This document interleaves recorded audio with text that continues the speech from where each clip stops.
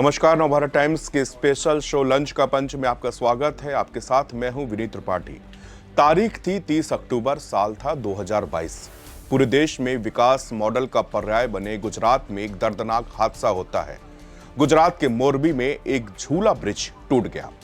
ये 765 फीट लंबा और 4 फीट चौड़ा एक ब्रिज था। हादसे में 135 लोगों की जान चली गई। विकास के गाल में ये लोग समा गए। मोरबी ब्रिज टूटने के बाद गुजरात की भारतीय जनता पार्टी की सरकार ने राज्य के सभी ब्रिज की स्टेबिलिटी की जांच करने के आदेश दिए। क्या हुआ उस आदेश का? कुछ नहीं हुआ ये कि आज एक और ब्रिज गिर गया। ब्रिज दो भागों में ऐसे टूटा जैसे बच्चों के खेलने वाले ब्लॉक्स भरभरा कर गिर जाते हैं। सेंट्रल गुजरात में वडोदरा और आणंद को जोड़ने वाला ये ब्रिज सुबह सुबह टूटा। हादसे के वक्त ब्रिज से गुजर रहे वाहन नदी में जा गिरे। इस हादसे में मरने वालों की संख्या 10 बताई जा रही है। मौत का आंकड़ा और भी ज्यादा बढ़ सकता है। घायलों को रेस्क्यू के बाद में वडोदरा के एसएसजी हॉस्पिटल में एडमिट कराया गया है। वडोदरा कलेक्टर डॉक्टर अनिल धामोलिया के मुताबिक नदी में कुल 9 डेड बॉडी निकाली गई थी। घटना के बाद जवाबदेही किसकी है, ये सवाल पूछना गुनाह है, क्योंकि कुछ जवाब हम लोगों को रटा दिए गए हैं। जांच हो रही है, दोषियों को बख्शा नहीं जाएगा। मुआवजे का ऐलान, एसआईटी गठित की जाए, विपक्ष इस्तीफा मांगेगा। इन सब के बीच सिस्टम की नाकामी छिपा दी जाएगी। कुछ दिन बाद हम सब ये भूल चुके होंगे, ये दर्द सीमित रह जाएगा। इस हादसे में जिसका अपना गया, जिन्होंने अपनी माँ बाप भाई बहन रिश्तेदार खोए, ये तकलीफ सिर्फ उनके घर तक सीमित हो जाएगी। किसी का फिर कुछ भी नहीं बिगड़ेगा। आज की सबसे बड़ी खबर एक पुल के गिरने की नहीं है। आज की सबसे बड़ी खबर एक नकली विकास मॉडल के ढहने की है। गुजरात के एक जिले में एक पुल गिरा। पुल क्या गिरा? 10 घर उजड़ गए। 10 लोग नहीं रहे। किसी की मां, किसी का बेटा, किसी का पति, वो सब लाश बनकर आंकड़ों में अब तब्दील हो चुके हैं। सरकार कहती है कि देश तरक्की कर रहा है। हम पूछना चाहते हैं, तरक्की किसकी हो रही है? मौत की, करप्शन की, या रिबन काटने वाले तस्वीरों की? ये वही गुजरात है जिसे विकास मॉडल कहा जाता है, जिसे चुनावी मंच से make in India, digital India, bullet train the India और न जाने किस किस तरह के इंडिया की बात कही जाती है। उनके पोस्टर दिखाए जाते हैं, लेकिन सच्चाई यह है कि यहाँ का एक साधारण पुल भी पानी की धार, ट्रैफिक के हल्के दबाव में मौत का दरवाजा बन जाता है। सवाल पूछना जरूरी है, क्योंकि पुल अपने आप नहीं गिरते।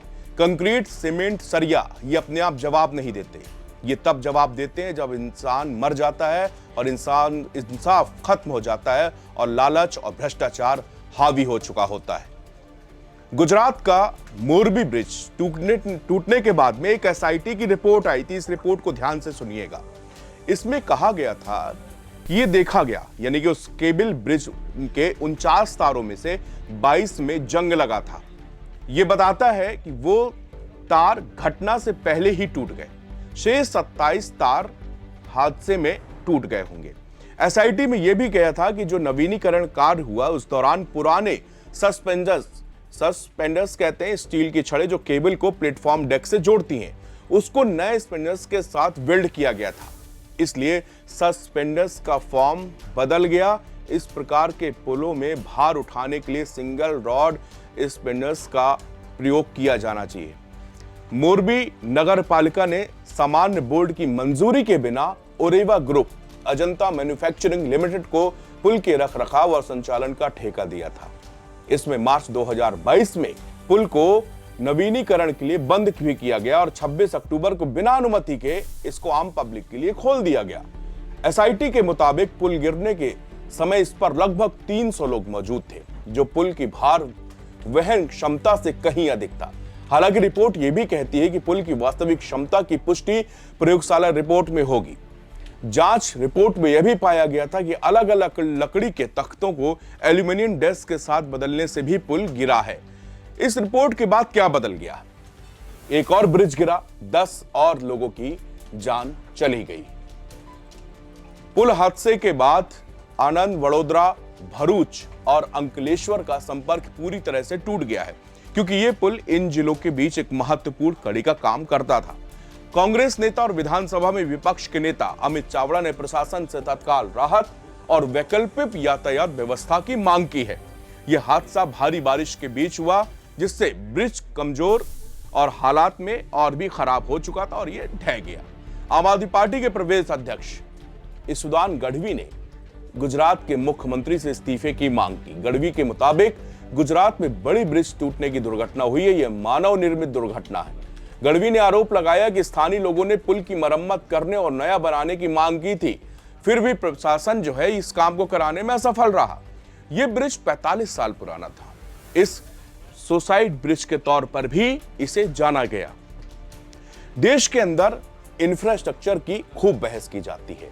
चुनावी मौसम आता है तो अक्सर आपको बताया जाता है कि देखिए इन 5 सालों में कितना विकास हुआ, कितने पुल बने, कितने ब्रिज बनाए गए, कितने बन रहे हैं, ये भी आपको बताया जाता है। मगर क्या ये लोग कभी आपको बताते हैं कितनी सड़कें टूटी, इतने ब्रिज ढहे, इतने लोगों की जानें गई, सरकार का कितना नुकसान हुआ? देश की जनता को ये जानने का पूरा हक है, मगर धर्म और भाषा की चाशनी में हम लोग ऐसा उलझ जाते हैं कि हमारे सामने वाली सड़क में भी मिलावट कर दी जाती है और हमें कुछ पता नहीं चलता।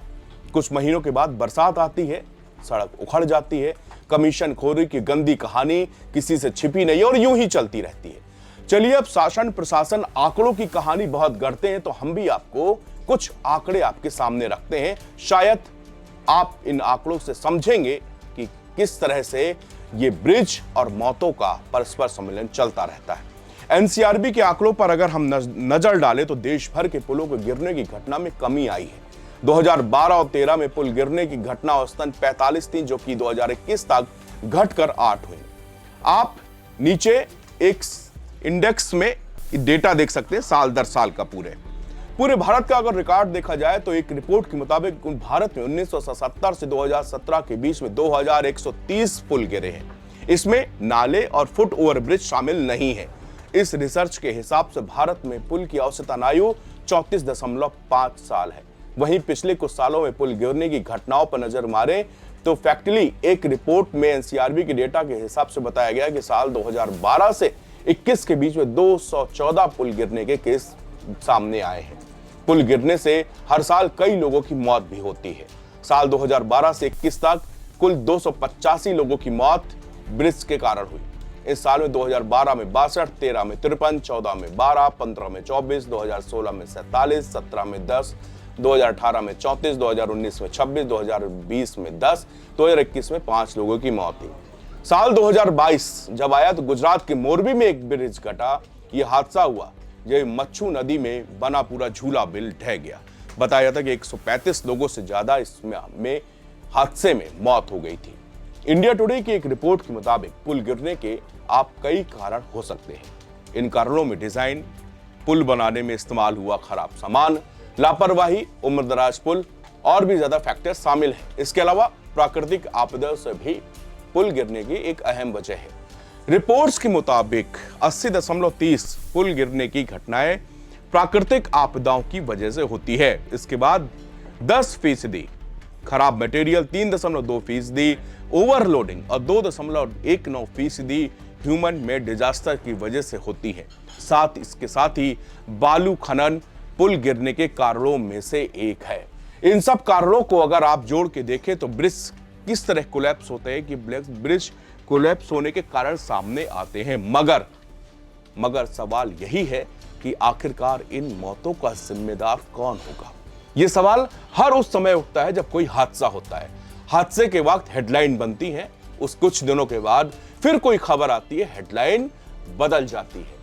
लेकिन तस्वीरें यूं ही संजीदा रहती हैं और तस्वीरें वहां भी संजीदगी भरी रहती हैं जिन 10 परिवारें जिनके घर में उजड़ जाते हैं।